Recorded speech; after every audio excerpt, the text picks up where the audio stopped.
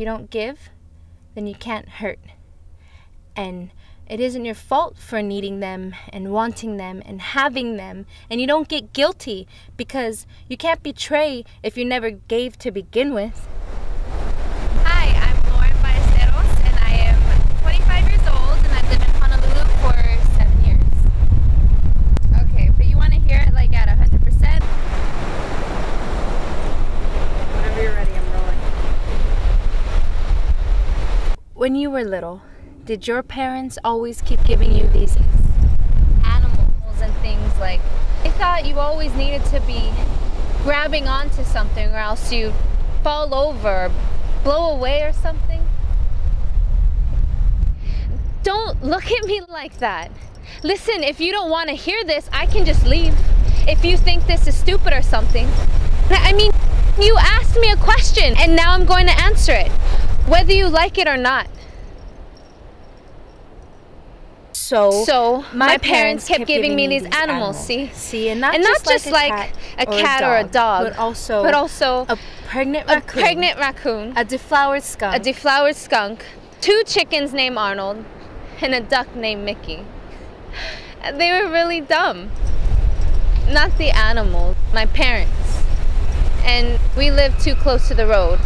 And what happens when you live too close is that your animals get squashed always on the road. And sometimes they're all squashed but not quite dead.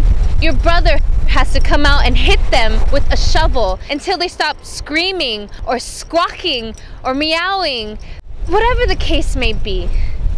And giving them names made it worse. But I loved to, and I couldn't help it, and so I did. And then it wasn't just a cat or a duck.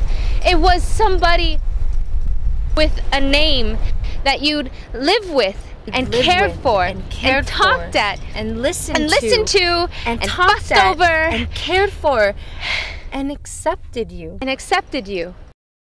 And then it was a big mess on the road. And after the last one got squashed, which was a cute little bow-legged Persian kitten named Clarence. It was sort of dumb and loved me and just wanted to be around me and be alive and play with the ball of string or something. After he got squashed, I made my parents promise me that they would never give me anything alive again because I had discovered what was true and still is true, that there is no excuse for all the innocent and betrayed and squashed up dead. And there was no way that nobody's parents and nobody's God was ever going to be able to explain that to me and make it all right. The only way not to go crazy, if you had the misfortune of being a compulsive namer and lover, was to never hook yourself up with splatterable things. Because if you don't give, then you can't hurt.